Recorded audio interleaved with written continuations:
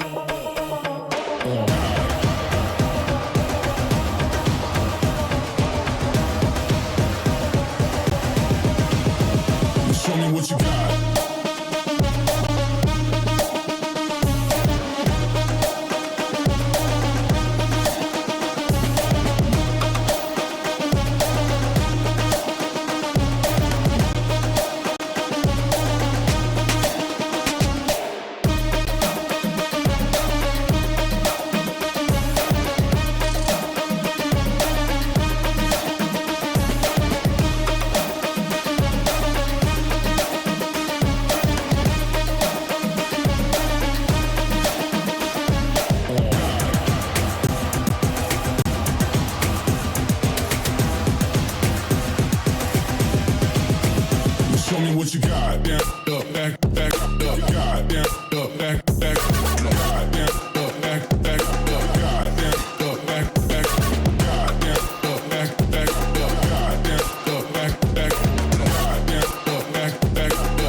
no reason to back down, so step it up.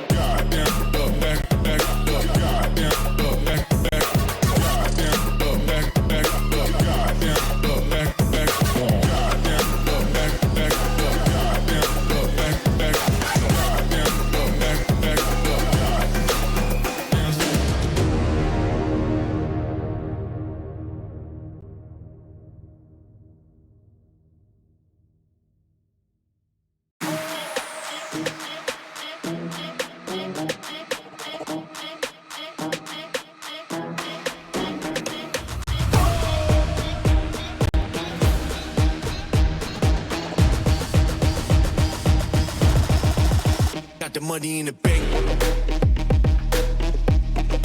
Hit you with the bank. Hit you with the hit you with the 808. Hit you with the hit you with the 808. Bang to the break, bang to the break, bang to the break, bang, bang, bang, bang, bang. I'm a boss, and you know that I'm finna shine. Got the money in the bank.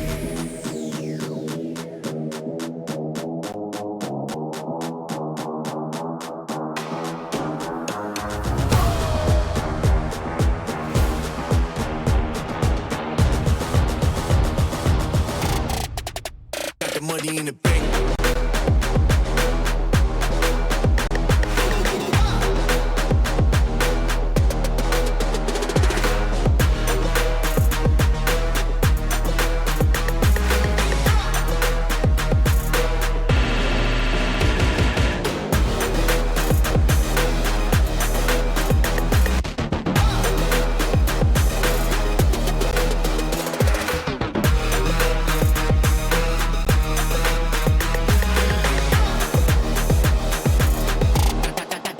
Got the money in the bank.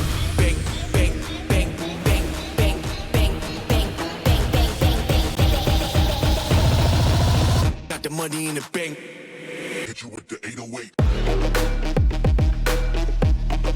Hit you with the hit you with the bank. Hit you with the hit you with the 808. Hit you with the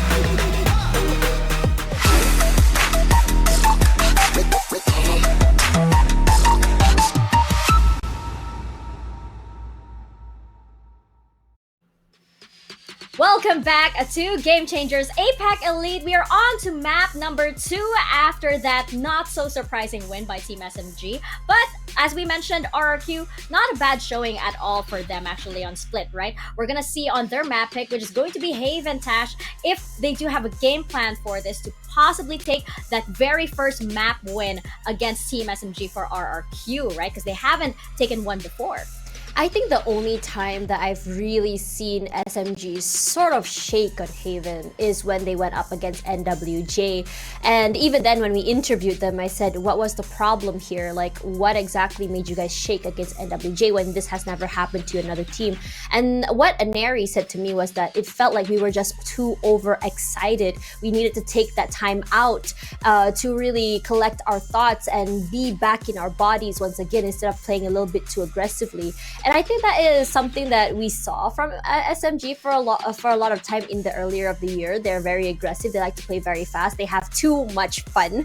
And yeah, I think that with this new mindset comes through, it really puts that discipline on them to allow themselves to not overextend or take unnecessary fights or deaths. And speaking of that, as we go into Haven, while RRQ did pick this map, And I feel like for RRQ, they understand how exactly to play on this map. This three-side map gives them a lot of space to work with. We have Napsky, who likes playing the lurk, who is so good at catching people in the mid rotations. She's also really adept at getting these multi kills and playing in these choke corners, which I feel like would be so good for her to play on either B or even garage. And I think it would be like her best situation to be in. And on top of that, when we talk about Ayumi as well, talk about her, I would say, space taking. When we talk about A long and C long, is I think where she would truly thrive because she's so adept at making those movements with the satchels matter, especially on arrays. I would love to see her on a jet once again, but I don't think we've seen her on a jet for quite some time. And I do understand why the potential that you can get from arrays on top of that, the nerfs coming into the jet as well,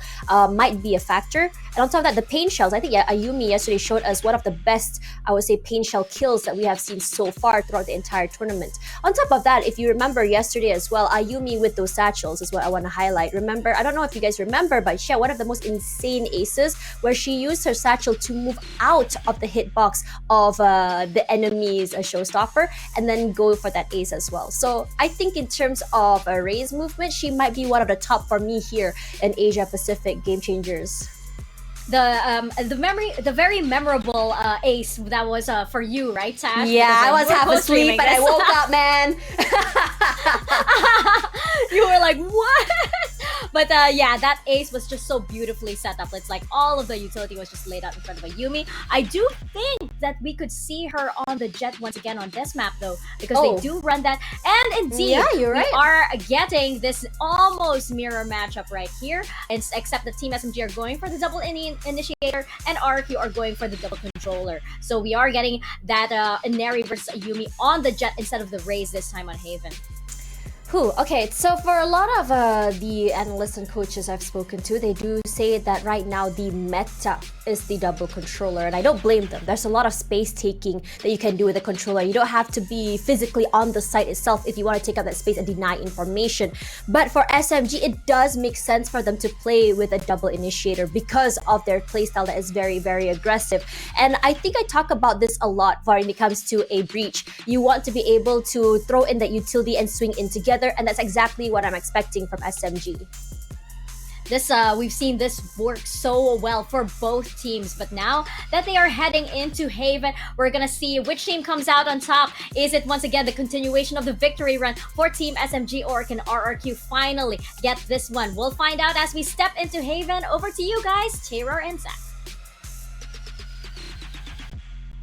Thank you so much, Mika and Tash. Really great points that you make about Haven in particular. Like you brought up, it's a three-side map, so RRQ with that double controller lineup could hope to find a bit more space on the map itself. They kind of struggled in that regard when it came to their split attack, but Haven, I think this is a map that both of these teams, statistically, they're very well versed in. And personally, I'm just everyone here is. to watch the Ayumi versus Inari duel. Yeah, I don't like this map personally, but that's just I like it because I play Killjoy and I can lurk around the map freely, especially catching people, transitioning, and trying to make a retake happen. And speaking of retake, it's also a map that is very good for retake scenarios, or actually your retake scenarios can truly shine.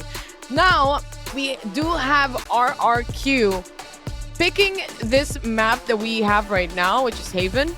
And for the time being, at least, we are going to be seeing a minimum of 3 games for today, right? So at least there's that space to reset, that space to make something even, and have those more rounds or more games to play at in this best of 5 scenario. Especially, it has a lot at stake. You have that APAC title, not only that, but also the slot going to Brazil. Yeah, definitely just a lot on the line here for both of these teams. And SMG, they have that unblemished record this year as well. RRQ still not having taken a map off them. So the stakes are definitely looking high here for both of these teams. But for RRQ in particular, especially after their lower bracket stomped yesterday, they made it so far, and it would really hurt for them to go down in this grand final without even making a bit of a splash. SMG now the team to start off on attack here. On defense here. You can already see Aneri though taking up so much space towards C long. Her as well as her teammate just able to push out, and that's a lot of information available for free that will trigger the rotation over towards this A side where there is full Clyde lying in wait, trying to play contact with the turret, but instead it's just gonna be the kills coming for RRQ. A huge opener, and with that killjoy going down, this retake suddenly got so much harder. Yumi taking up space way back even before SMG tried to pull out utility play here. Kohibi to go down for the team. And this is already SMG setting up for that retake scenario. They do have an aftershock available. Flank settling in already. This can be big for Ineri. That's going to be that first kill. And again, you have an Astra to help you out. This would be SMG firing in and going in on the site itself. They're just trying to look for one more player, and that's Iceberg to be eliminated. SMG clean retake first round. Excellent work, and like you talked about, it was all that flank coming in. You could see Alexi just waiting with the recon bolt to reveal whoever was on site as soon as Ineri came around the corner along with Shirazi. So really nice shots to be found by SMG squad, but also just the awareness from them throughout that round as to the possible positioning of the RRQ players. They just demolished whatever semblance of a post-plan RRQ were able to put up, and now SMG, off the back of that win, look to buy up fully 4 Spectres and a Marshal for Ineri. This time around, the spike once again heading towards this A side, but Ineri, she's going to be the one to take an aggressive position towards short here, looking to peek out, maybe find a kill or two with the help of this Marshal. And this angle, it's going to be so difficult for RRQ to expect or even clear it. It just seemed like that initial recon bolt doesn't catch anything. Ineri spots out that first player, and that's first blood again for SMG. One hit delete as we are looking into a Marshal and a team of RRQ. A little bit of a damage here already accepted towards them. Ayumi, 77 HP. They did invest on that heal coming in from Bess, but not used up right now. Not necessarily. But for the meantime, it's just SMG not making movements and not pushing forward. They know their strengths. They know that they can punch down and punish players who wants to make an entry happen. And they can still give space, as we can look at the mini-map as well. It seems like A is for retake scenarios, and they're prepared for that already.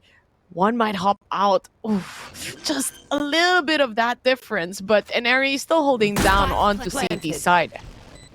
Here. RRQ not really looking to push into it too much. Finally, they make the play just as Ineri scopes out, so they're going to be able to get away with their life, but they'll have to be very careful about how they want to play this. You see the attempt from Ayumi to bring that classic into close range, but it's just going to be a 1-for-1 trade on site. In fact, SMG, they'll just find all of these kills, even though Ineri goes down. She loses the Marshal, but SMG, they still find the round and make the trades viable here. 2-0 now, a great start coming out for SMG. At this bonus round, it could very well prove to be deadly because they're going to have all 4 of these Spectres, and Eri even has the possibility of upgrading, buying up here, or trying to pick up a Blade Storm if she can get a kill and an Ult Orb. A lot to work with for the side of SMG still.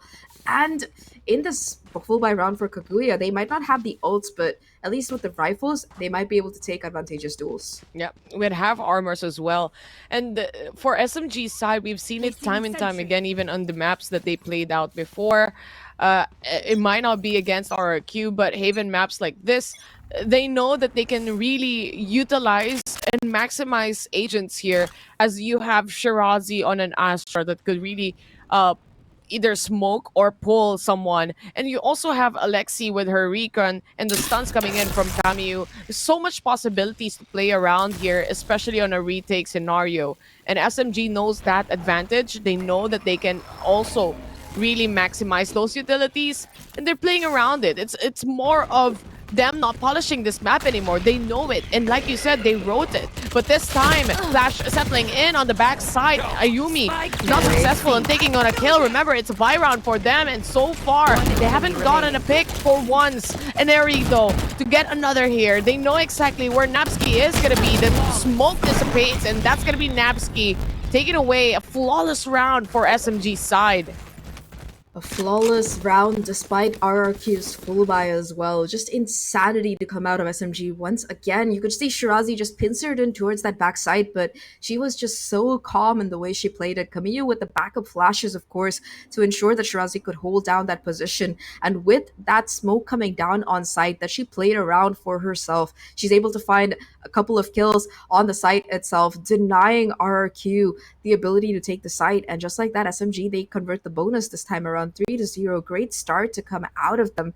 RRQ still going to be able to scrape together a buy, it seems like, for this next round. But SMG, they're charging up these ultimates. Cosmic Divide only 2 away for Shirazi, and the Blaze Storm already available for Inari. So they just have a lot more to work with, especially if you look at their economy. They just got free upgrades for the entire team. So that's just going to be a nice solid 5k in the bank for almost all the players. Signed, sealed, and delivered. That's what happened to the Vandal that the RQ had a while ago. To Express delivery. SMG really converting that bonus round that they had as well. And I do like this early call on the timeout coming in from RRQ. It might be the same scenario that we've seen from the first half in Split a while ago, where SMG, they seem to lose a grip of that first initial 4 rounds, 3 to 4 rounds, but then they make it back. They reset, they make something happen, they make plans out of it as well. And this could work out again in favor of RRQ, but that all depends on the next following rounds as they try on to take yet another one. Inari, same positioning here towards sewers. She sees no one. With the help of that smoke also, that double smoke that RQ is playing out, they can fully utilize that to their strength and hiding, and not only that, in really taking space. Ayumi sees one onto B Link, but no one really, as the Viper Orb still hops out there, really trying to distract them and delay as much. Yeah, that Viper smoke, it's gonna make sure that Alexei clears out B site once again. Investing the drone this time around does spot out a player towards mid, although there's like no real way for SMG to convert on those kills. They're still gonna be holding this crossfire around B. And the spike itself, it hasn't really found much space along with the rest of the team. Now that RQ, they've worked on conditioning this mid kind of play in these last 2 rounds. They look to pivot towards A instead. SMG, they've been having a kind of retake the site for free policy that they've enforced so far on it. Still though, it's going to be just Inari watching the cross all the way towards CT, looking to find these RRQ players as they finally make their move on the site. 20 seconds left, they have to get the spike down. It seems like there's no way for SMG to really deny this plan from coming in, but at least that's some chip damage that Alexei does with the shock darts. Shock dart settled in, the double even used up, but one connected, to say the least. They have that rest, or they have that healing capability coming in from Bess. The stun is already in there. No, Inari already dashed in as well. Ayumi to hold down the fort here onto Hell. Good for 2, but then quickly traded out. 3v2 scenario. They have to make the post plan happen here, but it seems like they tapped on the spike, and debated is what it is for that paranoia. Kohaibi trying to lurk around and finding Iceberg is gonna be Alexei instead. A clean and very, very well executed retake yet again coming in from SMG here, Zach.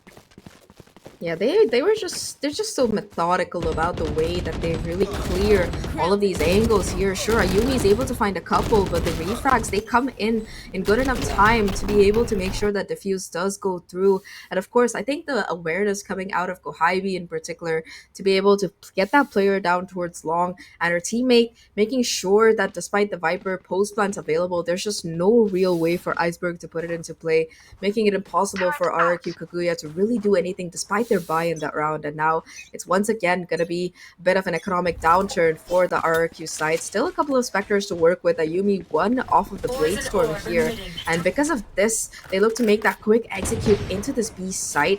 No utility really available to stall them from coming in, but the problem with B site is that it's just so easy to retake, especially if you don't have space on other parts of the map. And with SMG holding down all of these links here, you can see Ayumi pushing forward with the ult or the Spectre, and she finds that kill onto Kohaibi, so that's the upgrade that they need. In fact, it's going to be given to Bess here. The flame coming in full swing. Camille finds Iceberg, but still a 4v4.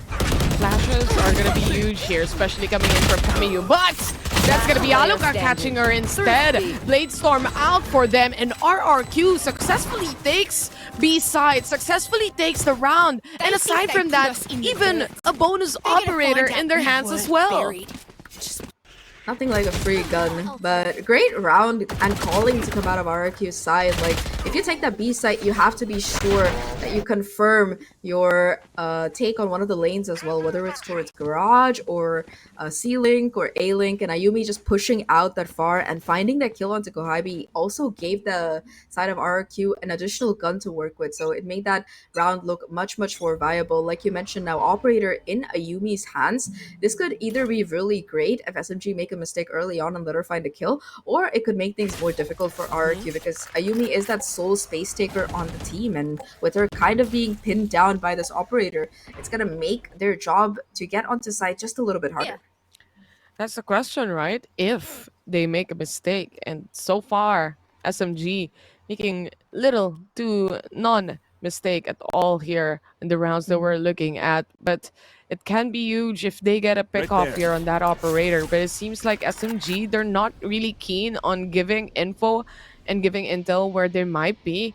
Kamiyu, she's playing around with someone here, and that's Bess. Bess already creeped up on A lane as well. Heidi spots her out. They take on the first kill. Iceberg already creeping up as well. They're not aware of this location. They might be caught off guard. Kamiyu to go down, but Kohabi very quick on her toes to get that trade happen. And 4v3 scenario, RRQ loses one or having that disadvantage when it comes to the manpower. But indeed, they have the Blade Storm on Ayumi anyway if they want to really go in on a side quickly. They still do. Like you mentioned, the operator also there, and they already have their A site available for free. They've read SMG's plays perfectly. 15 seconds now left on the clock, and SMG already look to aggress here, but Ayumi there for the punish with the operator. Now looking to find some more with the Blade Storm in this 3v3. Still gotta be detected out here. She goes jumping, looking for the kills. It's gonna come down to how well her and Aluka can really hold down this crossfire. Alexi though finds the opener. Immediate refrag there from Ayumi, and now it's just gonna be an area versus the world. Ayumi finds that first kill, 2 HP left. Has to somehow find the second one, but Alexi picture perfect as always. A triple for Sova and SMG. They find another defuse, and they should be able to get that operator back. So a great round and retake to come out of them once again. Again, when it comes to retake, you could definitely say SMG is one to the list and one on top of the list. On the other hand, RRQ, I feel like they're having, or they're actually finding those loopholes that SMG has as well. It just is when it comes to A side, they don't have that heaven control. Alexi is always free to maximize her shock darts. It always connects to at least one person trying to plant the spike. Not only that, the recon setup that she does just to really help out her teammates in letting them figure out their way when they hop out or try to decide to hop out on CT. And this is what they have to be really careful about for RRQ. Can they really try to pin down that heaven control that Alexi has, because she just really has that space to make something happen for the rest of the team. Oh no, space though. It's gonna be RRQ trying to push into B off the back of that Viper's pit, but immediately Kaguya just sprays through and finds a kill onto Bess. Despite that Viper's pit, Hunter's Fury to come in for some additional zoning action as well. I think it did tag up Iceberg, so definitely SMG finding a lot of damage early on here. Now Alexi with the jiggle spots out Napsky as well. They know that garage control has been taken fully. The drone in fact will tag out Napsky to boot, and it's gonna be a pivot over by this RRQ roster towards the C site. Still though, both Kohabi and Shirazi willing to play spoil sport on site itself, and RRQ again with the awareness, they don't really want to push into that. They're just trying to go back into B, where this Viper's pit is still pretty active here. In area though, she's pushing up, still has the Blade Storm to work with. If she can hit a shot through the smoke, it's gonna be absolutely insane. Doesn't take the shot though. She doesn't want to give away the info. She doesn't want to let others know that she's actually on link as well.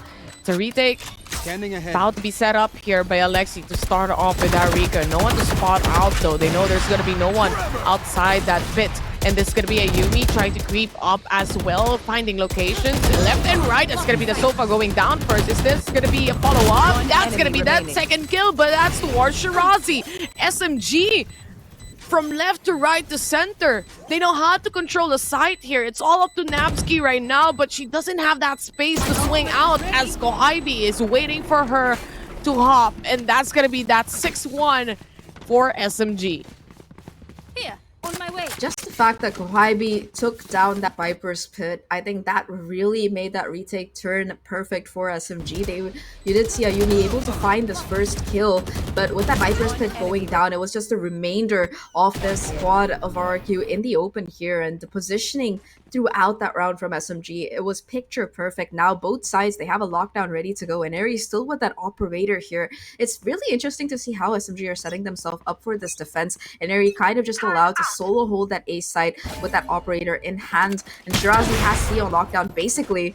Now with both of these players on these extreme ends, there's just no way for RRQ to really contest. Ayumi goes for the swing, peeks into an Aries operator. She's been on the same angle for more than 3 rounds now, and she finally gets rewarded with that opening pick.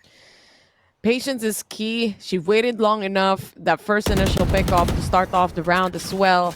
She repositions herself onto a main, and this makes RRQ feel a little iffy in trying to go on A side. Splash is already on the side itself. The delay is there, the pull, yes, but Bess on the other hand is gonna be caught. That's gonna be Shirazi shutting her down. Setups left and right, the stars aligning completely, but Inari, patience is key. She waited a long time, and they take the spike control for RRQ side.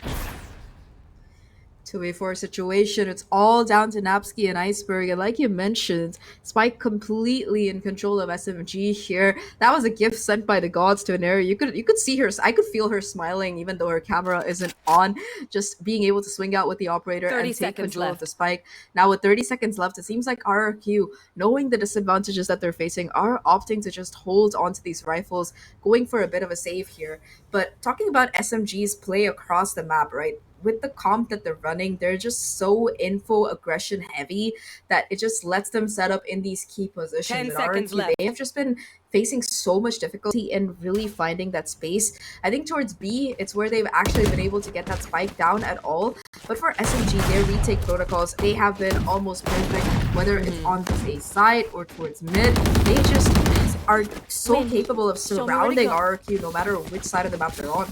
Yeah, true. And you've seen that time and time again. From A, where the shock darts and the recon of Alexi aligns well. From C, where the stars of the Astra just completely diminishes that opportunity to push in. From B, where an aftershock is prepared if ever you plant a spike freely, and an alarm bot as well to tag you out. There's just so many traps being set upon here on RRQ side that they seem to have a hard time looking for a place of contact. But speaking of contact, that's Inari smoked off at least. Are they gonna push this in? That's gonna be the question. The dash in is there. The fight off the Jets. Inari very low on the HP. She still takes a step back, still survives, but with very little HP. It's still a 5v5 scenario here, and the lockdown has been placed, Zach.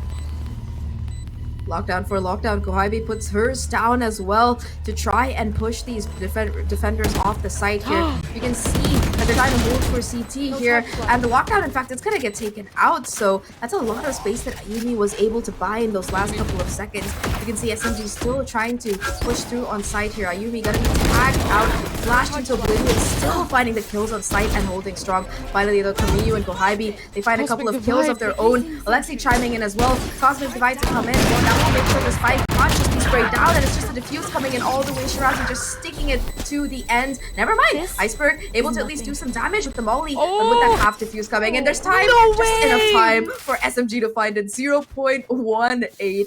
Oh my god, that was too close for comfort, but SMG, they still do it. They almost take the round, especially that snake bite, in delaying the defuse of the spike, but in the end, they still managed to pull it off. This Cosmic Divide setup was everything for them. After that last snake bite that they did, they don't really have a choice but to push forward. They don't have any other utilities no more to try and piss her down, whoever's taking down the spike. And SMG, again, they know their strengths. They know how to maximize the utilities of these agents. RRQ, they do have a better understanding that Inari might be on sewers again. They immediately throw off some of the utilities here to help that with the drone is gonna be Ineri. They flash it out as well. They know the plan here. It's just a matter of time before they shut down Ineri. Yeah, they're gonna have to invest a lot of utility though to deal with that. Like already a molly coming in towards short, now the flash towards long. They're still though looking to do some damage. The double swing is there, but Ayumi this time around ready. She dodges the flash and finds both of these kills. Still gonna be a player on site. Kamiyu versus the world finds the first, gets the spike, still has some utility to work with. Gohaibi there for the trade, just like that. RRQ, they finally find a round on the board. Really excellent spacing to come out, and the fact that they were able to trade their teammates and Ayumi finding those two openers really coming alive in that round. It's exactly what RRQ need more of to be able to find these opening Can't picks believe and she take got the space those off the back of that. shots. It's just a collab. It's almost a collab. It really looked like it was Best taking the first kill and Ayumi for the second, but she sprayed it and she actually got that double kill. Impressive shots Wish man, coming I in know here that. from RQ. They also did a good job in denying space for Ineri to peek with that operator. They might have invested so much, but it's worth that investment if you're going to be able to successfully take on the site. They felt more comfortable swinging out when they're closer, especially going up against an operator. But this time around, they don't get any info from that flash. They might be pushing or rather crossing this without any caution, but it seems like Best preparing the Trailblazer as well just to make sure, but they almost always just wants to shut it out just so Ineri could have that space, that support. Smoke comes in though, making it a little bit more difficult for Neri. She's still holding down this angle, finally forced back here to try and hold down a little bit more of a passive position. It seems like RRQ, they still want to put pressure on this east side, or at least give the impression that they are doing so. But instead, knowing that Neri is most likely positioned towards A, they decide to opt towards B instead. You can already see Iceberg taking up so much space here thanks to her poison orb. The smokes come in as well, and now they look to plant that spike finally. Gohaibi still hanging around C-Link though. She's gonna have all this information here, and SMG, they're not really gonna give the opportunity for RRQ to take any more space, so it's gonna come down to the post plant. 5v5. We do have that breach as well with lot of util play, the stun, the flashes, the recon perfectly aligning. Shirazi going in for a hop out. Alucard to get a double here. Ayumi for one. Alexi now left alone for SMG's side. A 3v1 scenario. Can she make a clutch happen? A retake perhaps? That's gonna be her hopping out of the smoke. 30 HP remaining. She still has to tap and defuse the spike, but it seems like RRQ have prepared it quite well. They do have the swarms to delay, and other than that, they would rather focus on taking the operator instead. Yeah, nice call to come out of Alexi there to make sure that she doesn't go down in vain, and they hold on to this op for this final round, which is pretty important. Like you mentioned, economy for SMG, it's still going to be there, but a couple of these players might have to compromise on armor or utility to make sure that they have a full bullet buy. So having that operator in this round definitely going to be something that will greatly help them out here. In fact, you can see Shirazi being forced to play with the Bulldog. That said, though, SMG still close to a lot of these snowball ults, only a couple off of that lockdown. We might see that coming into play later. Only a few off the Blade Storm as well. So if Inari can find these opening picks, it's going to be another ultimate that she has in her pocket ready to pull out. But I think RRQ, they've been great at just working on this A side, denying the operator value on it, which has forced Inari to move over towards C instead. And once again, the advantage of the operator, you can just leave it to hold down the angle while the rest of your team concentrates on other parts of the map. And you can see SMG already with the adjustments, they're playing much more aggressively towards that B site. Speaking of operators though, Ayumi also has one, and she's ready to battle it out when it comes to that aim peaks and first initial contact towards the player. She also does have that Blade Storm for reinforcement, just in case they would need to pull that out as well. Gohaibi crunching in towards mid. She's gonna get caught here by Iceberg. Good timing coming in from RRQ. Secures that first kill, at least releases and alleviates the opposition here from the traps. Just like that, RRQ, they find that opening on B and they choose to go towards A. Bladestorm still in the hands of Ayumi, like you mentioned. They make sure to cross their T's and dot their I's, clear out the site completely, and then get that spike down. Operator, though, still in hands of Ayumi, holding down the corner, finds that opener onto Shirazi. Just like that, the numbers, they remain in favor of RRQ here. Ayumi still looking for more value. Bladestorm in hand to find another kill, and just like that, SMG again on the back foot. The lurk from Iceberg finds yet another victim, and now it's just down to Alexi. A 1v5. How much can she really pull off here? Able to find that first kill. That's a great start, but now has to deal with that operator. The jump peek to try and bait out the shot, but still so much space remaining to be taken by Alexi here. It's just her versus the world, and with that one way, I don't know how much more she can really do. Seems like RRQ, they're going to be able to close out the half 8 to 4 as Nasty finds that final kill. Find the loophole here for RRQ's side. They know that they can take space. It just takes a lot of investment when it comes to the utilities as well. But this is just the first half of the match that we're having right now, and I think our panelists have more to say about this. Mika and Tash, please do take it away. 8-4, once again in favor of Team SMG, and it looks like here, Tash, it's just the operator showdowns here are a treat indeed, right? But SMG, it just seems like the firepower is just too intense for RRQ, even though RRQ did have a few good rounds there. Like we saw Yumi pop off and how crucial that was. Again, the fire starter, as you coined it, right, Tash, being so important to RRQ getting that momentum back in their favor.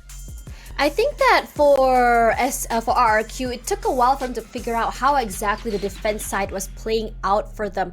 And I think that for them, it's really important for them to put a lot of pressure on the areas where Alexi and Aneri was. We saw a lot of pressure on A long as well as A sewers, because the understanding that Alexi will always play with Aneri.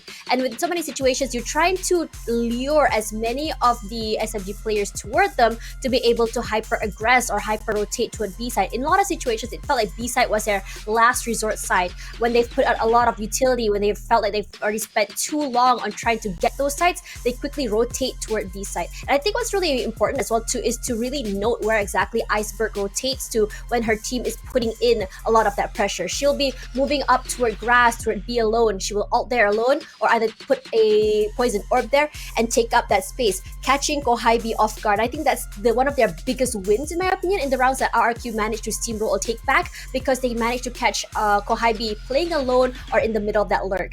And I think that in this situation, regardless of a lot of things, I think that RRQ might be able to take it back in the second half, but we'll have to wait and see.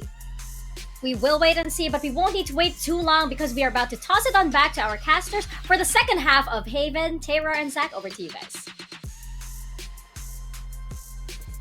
Thank you so much, Tash Fabs, as we call it for their duo name. I like Mika Bunny more. It's cuter. Mika Bunny can also, but I guess Tash Fabs for me, right? Anyway, without further ado, this is already the second half of our match, second game as well for this best of 5 series. And I do like the little wrestle back that happened on the last few rounds that we saw. And it seemed like RRQ had more of that confidence boost, especially when Ayumi takes in on control on the side. Not only that, but also managed to get some kills left and right and help out to really take space. But this is a different story, Zach. They're on defense this time, and it seems like a fast take for the time being, attacking, and that's going to be SMG and Neri on the corner to get a kill here. Left and right, SMG trying to pounce on a side, and they battled it out. Aim duel wise though, SMG won over, and it's a 5v1. Spike planted.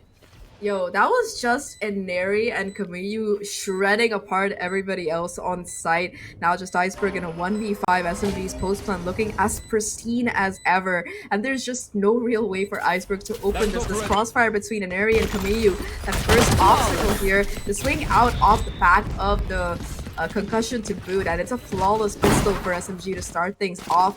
And if you look at that round, right, there was no hesitation to come out of SMG. They literally went running up A. You could see RRQ making the decision to fight for the site. They immediately rush in, and SMG, they just tear them apart piece by piece. So really, really clean execute to come out right from the gate out of SMG's side. 9-4 now. easy chance at double digits if they can close out this anti-eco. And after that, again, it's just a repeat of what we saw on Split. There's the potential for that steamroll once again to kick in. Steamroll is what we're waiting for the side of RRQ specifically as well. And having a frenzy on your hands, especially on this pistol rounds and in the hands of Inari as well, best comes to say, you could be looking at a mini stinger, right? But anyway, they do have that bulldog. They're just waiting for the smoke to dissipate the Viper orb. And it's a 5-man stack on A. They know, they're quite sure it's gonna be this side. Iceberg to take on the initial kill. Shirazi though, the spray control, the flex is there. And that's gonna be SMG for the win yet again. Just an insane spray transfer from Shirazi to find the trades Man, and I the wish I 3K. played like that.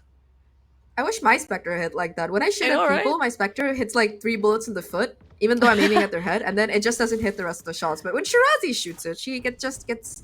I guess that's why they're playing and we're casting. But Yeah, exactly. That's why they're in the finals, right? So we're casting Yeah, that's the why we're game. here. That's why we're here. 10-4 though, very clean rounds coming in from SMG. A lot of that coming in from the momentum, the confidence that they have as a team, and knowing that they have that advantage anyway.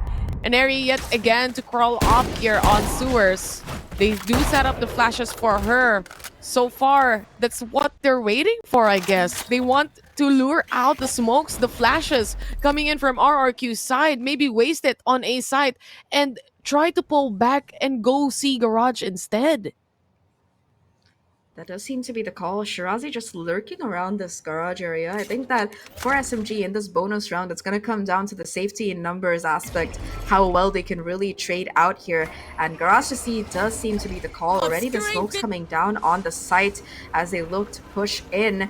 And RRQ, they have the backup ready to go as well. Napski in the corner, the first place of contact. They don't check her. She goes huge. 3 kills already, 4 in fact, and now on track for the ace. She only has 5 HP left, but that's ought to be all she needs as SMG's bonus round falls apart. Now just Alexi in a 1v5, Spike not in her control, alone towards Silong. And how much more can she really do, especially after that play from Napski? 30 seconds left. I mean, she's already flashed out, but she still managed to pull off that final kill before Alexi moves away on the site itself. But damage has been done. They didn't check that corner as well. It was a one and done position for Napski, but she made progress out of it and instead took 10 4 with seconds her left. to the grave. And this is already Alexi trying to go in. That's the alarm bot. It's the first contact for the team. And RRQ, a very clean round courtesy of Napski here. A flawless to boot, exactly what they really need to jump back into the swing of things. That's going to make their economy really give them a huge boost in that regard. And just another day, another 4K coming out of Napski. I think we saw a couple of those yesterday as well, though she did get an ace, if I'm not wrong, in one of those pistol Not rounds. yet. So, no, she didn't get an ace yesterday? Oh, Or I was it a think 4K as well? she did actually. There's so many That pistol aces that we on saw, this. the 2 knives. Yeah, and I could remember Ayumi's ace as well. Oh yes, the 2 knives. Yeah, she got a double kill from the knife on a pistol She ran out round. of bullets For- and she just pulls out the Yeah, condo. and even an ace. Hey, what a player, right? But she dropped 30 bomb yesterday, and I'm not gonna be surprised if she does it again for today. As we go in the Technical Pause podcast brought to you by Tara and Zach. It's a 10-5, Zach. How are you feeling about this, and what can RQ do to bounce back? Well, I think that round was great by itself. Just hold these offbeat positions. SMG, of course, were a little bit less careful than usual. You usually see them flash or stun the corner before they flood into that C site. But RQ were able to take full advantage of the mistake that SMG really made there. And I think that while they can't depend on SMG making more errors like that, they can set themselves up for success because you could immediately see the rotation coming in as well on Napski's call. So even if Napski hadn't gotten that insane spray down 4K, there were still a couple of players waiting on site to play backup in that position. Now, though, in a buy versus buy, I think SMG, they've been kind of conditioning these fast hits on sites. So a little bit more of a default play, it might throw some chaos into the mix and really cause some confusion in the RRQ ranks because RRQ so far they've been pretty reactive to how SMG plays. It's been both a plus and a minus. I would like to see some more proactivity coming out of them. They do have that sky with which they can get some information, and I think their priorities should be getting a Yumi and operator as soon as possible because that would really give them the stopping power that they need. And I think they're on their way in that position anyway. Iceberg, she's just holding on to a judge here for the meantime, and this might be also a very pivotal kind of scenario, kind of gun that you can pick up, especially in close encounters. We've seen a lot of this from Split, not in the game that we had a while ago, but from the previous times that we've casted. You know how deadly this judge can be, and Oh especially yeah. if you just go onto the site with full force with 3 players to 4 just pushing in, it can catch you off guard. But again, SMG, like you mentioned, they typically use up their utility, especially that they have that double ini setup. You have a stun, you also have a recon to play around with, and even flashes. So it's a really powerful combination to have powerful utilities to play around with if you really want to make a space for Eneri to dash in on the side, get those skills, and reposition themselves for the post plant. But again, this is RRQ. They have the experience, Zach. They do have that experience in game changers. They've almost bid, some of the players bid their chance to actually make it to the championships last year. But nevertheless, this is still that best of 5 series, and this is still a map pick by RRQ. Yeah, it is a map that they have found success on in the past. The problem is that it's the map that literally everyone has found success on in the past. I think this is RRQ's third or fourth most played map, so definitely a lot of experience coming into this particular one. And this is a map that they were able to push SMG on as well. The closest that they've come to a victory against the side of SMG, it was 11-13 the last time these two teams faced off in Open 3. That said, though, it's kind of a mixed record for the side of RRQ. They haven't been able to play very consistently on this one, especially against the top teams. They did find that victory against Scythe, however, a couple of days ago. So I think that might be the confidence boost they really need heading into this particular one. But for SMG, it's almost a flawless record on this map. I think they lost it one time this year to Folsen Sapphire. Apart from that, it's just been consistency all the way. So RRQ, they're really gonna have to pull some magic out of the bag to break that SMG streak on this map. Like we keep reminding our viewers, RRQ still to date have not taken a map off of SMG this entire Hey, maybe year. today So is the day, right? it has to be the day. Otherwise, It we're just has to looking be. at a free Exactly. ride to SMG to Sao Paulo. So RRQ, they're gonna have to buck things up big time. There's no one lower bracket for this one. It's over and done with. The final call, the final curtain for today, and especially for the year here in Game Changers APAC. And aside from that as well, we do have, and I actually see a lot of supporters here commenting in our stream and sending their support, sending their energy towards the teams that we have from SMG down to RRQ as well. And some of the players are might as well we could say like friends of ours too. We do play with them, they carry us, etc., etc. You know what, I'm just happy to cast and see every one of them really fighting for that chance for that championship, especially that APAC only has one slot. Yeah, somebody's gonna change that pretty quick because I think the caliber of play that we've seen this year coming out of all of the teams in APAC definitely have proved that they're on par or at least capable of standing toe to toe with the greats, as I say in quotes.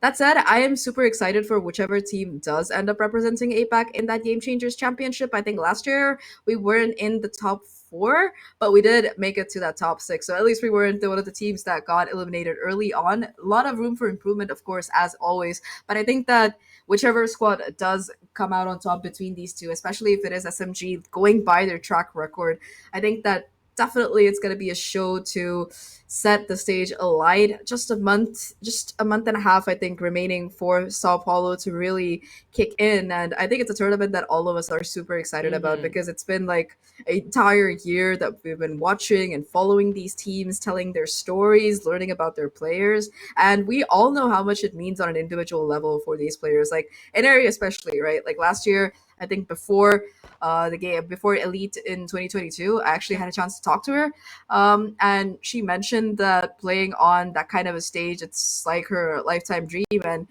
even though she was pretty confident that she was the best GC player at APAC, her not being able to make it last year was a little bit of a heartbreaker. So this is her chance at redemption. This is her chance to take it back and make sure, prove on a global stage that she's the kind of danger that everybody Yeah. needs to really fear. And this is her chance. Could also say the same for Ayumi, right? Oh, The of end of course. the day, some are previous teammates with each other and they've played together, but this time it's gonna be not a friend, not a teammate, but against your opponent instead. And Yeah, that's for this matchup that we have currently, just want to ask you before I hear something else: are you team Ini or team double control?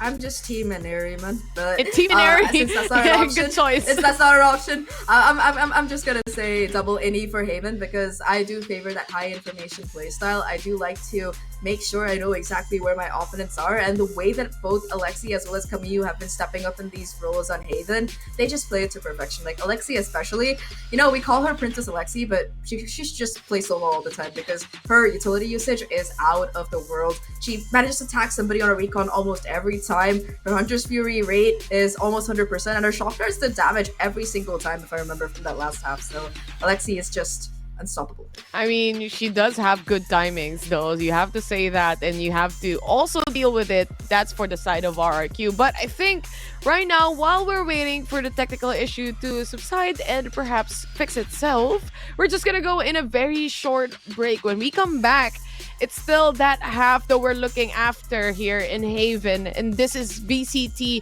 Game Changers APAC Elite, so don't go away.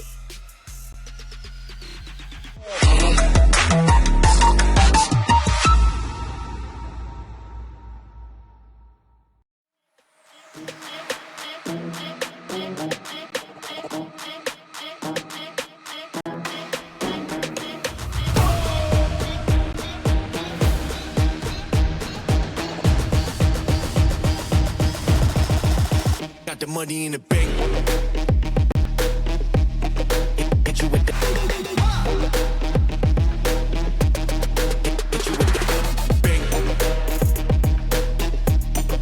Hit you with the 808.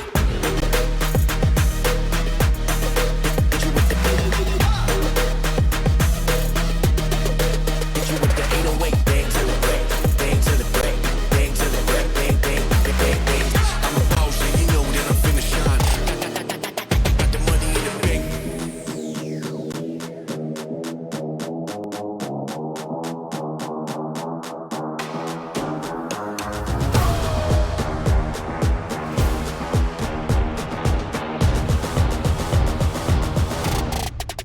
Got the money in the bank.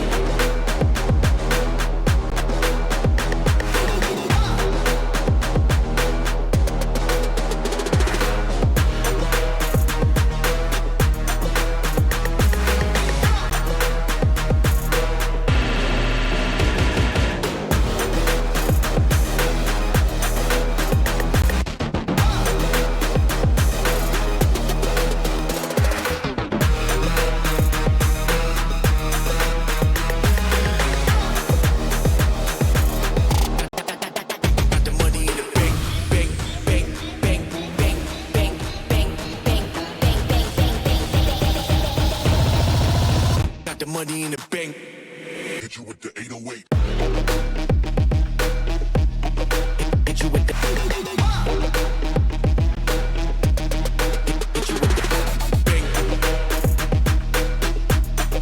hit you with the bank. Hit you with the 808.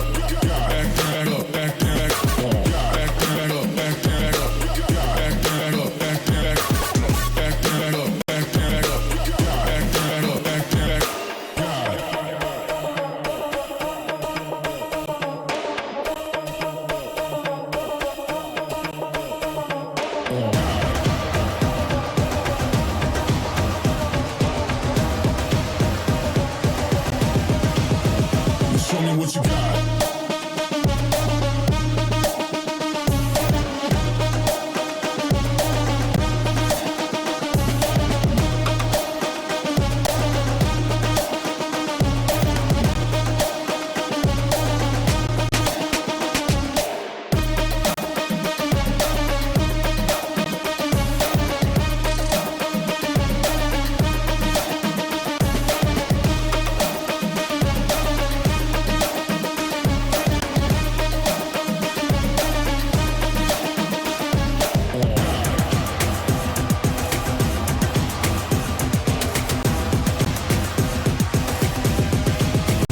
Show me what you got. Down, up, back, up, God, down, up, back, God, down, up, back, up, God, down, up, back, God, down, up, back, up, God, down, up, back, God, down, up, back, God. Ain't no reason to back down, so step it up. God, down, up, back, up, God, down, up, back, God, down, up, back, God, down, up, back, God, down, up,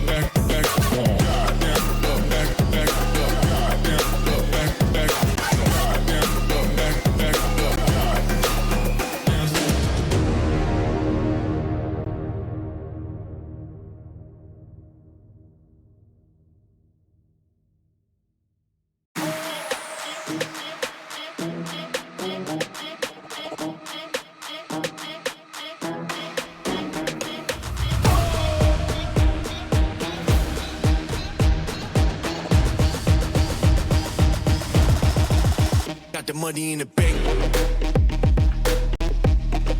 Hit you with the hit you with the bank. Hit you with the hit you with the 808. Hit you with the hit you with the 808. Bang to the break, bang to the break. I'm a boss, and you know that I'm finna shine. Got the money in the bank.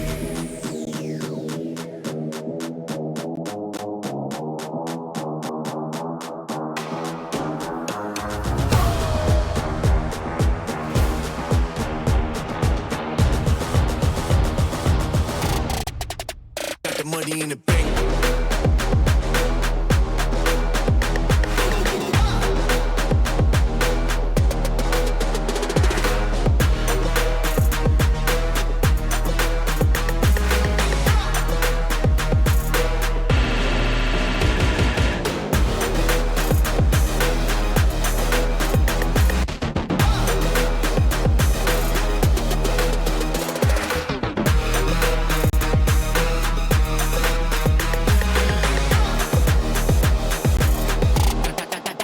Got the money in the bank.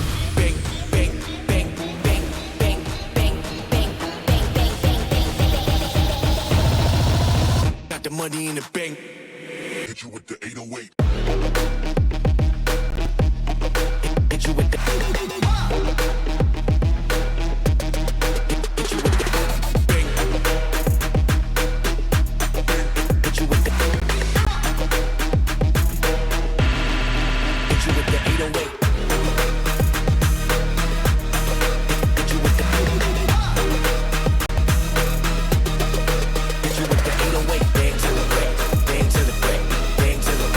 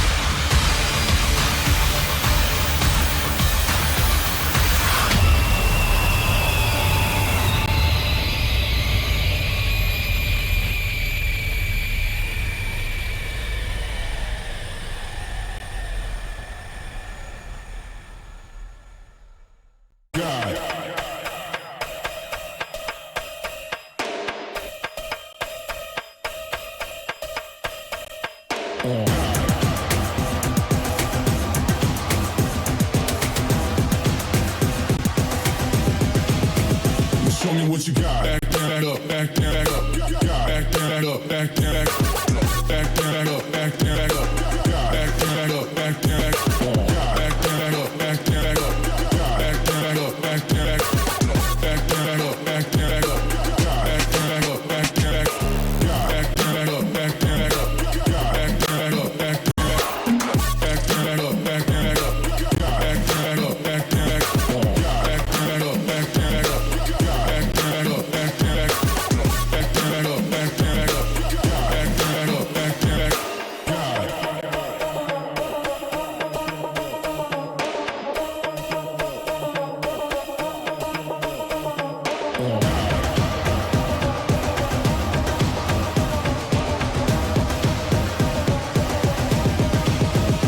Show me what you got.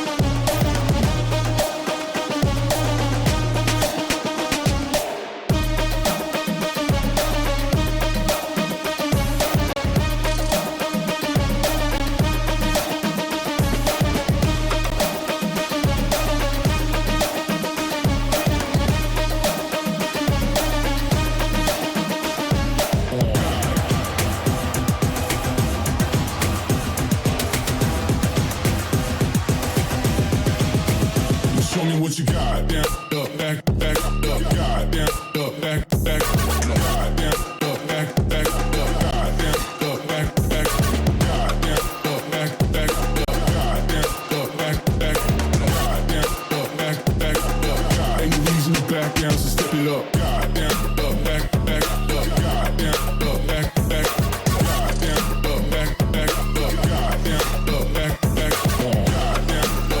back, God, down, up, back, back, God, down, up, back, back, God.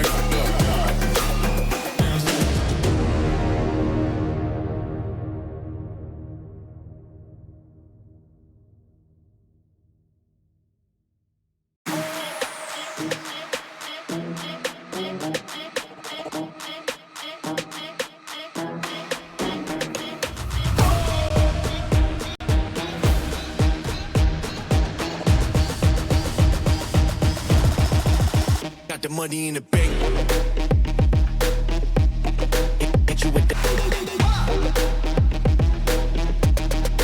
Hit you with the bank. Hit you with the. Hit you with the 808. Hit you with the. Hit you with the 808. Bang to the break. Bang to the break. Bang to the break. Bang, bang, bang, bang, bang. I'm a boss and you know that I'm finna shine. Got the money in the bank.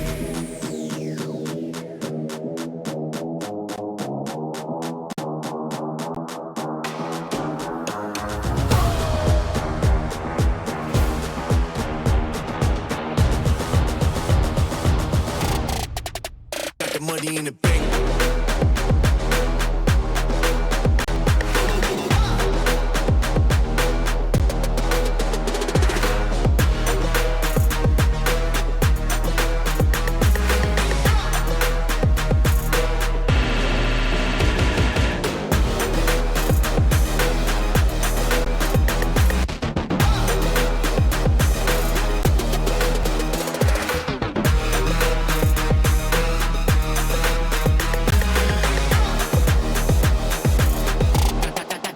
Got the money in the bank. Bank, bank, bank, bank, bank, bank, bank, bank, bank, bank, bank. Got the money in the bank. Hit you with the 808. Hit you with the. Hit you with the bank. Hit you with the. Hit you with the 808. Hit you with the. Hit you with the 808. Bang to the break. Bang to the break. Bang to the break. Bang, bang, bang, bang.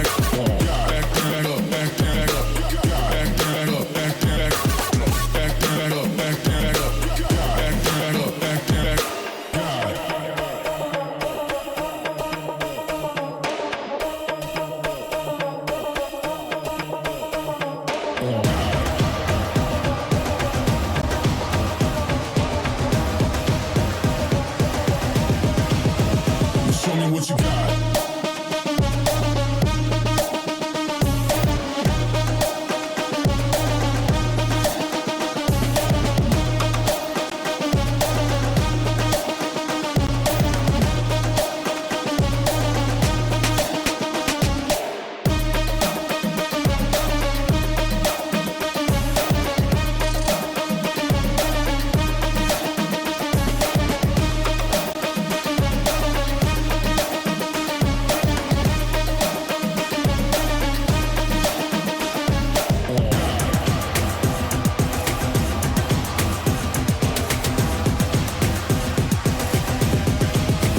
Show me what you got. Down, up, back, back, up, God, down, up, back, back, God, down, up, back, back, up, God, down, up, back, back, God, down, up, back, back, up, God, down, up, back, back, God, down, up, back, back, up, God. Ain't no reason to back down, so step it up. God, down, up, back, back, up, God, down, up, back, back, God, down, up, back, back, up, God, down, up, back, back, God, down, up, back, back, up, God, down, up, back, back, God, down, up, back, back, up, God.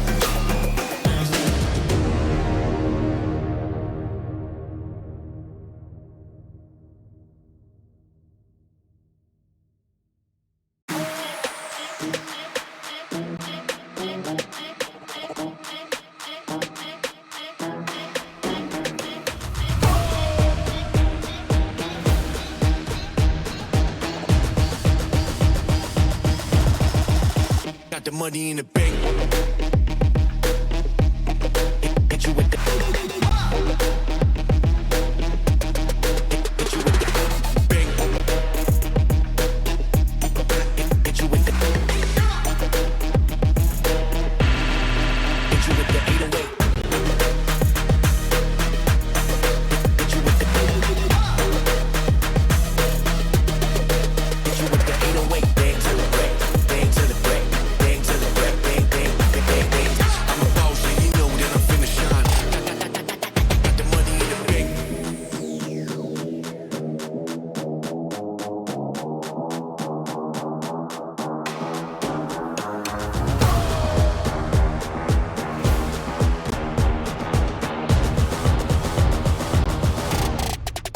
Got the money in the bank.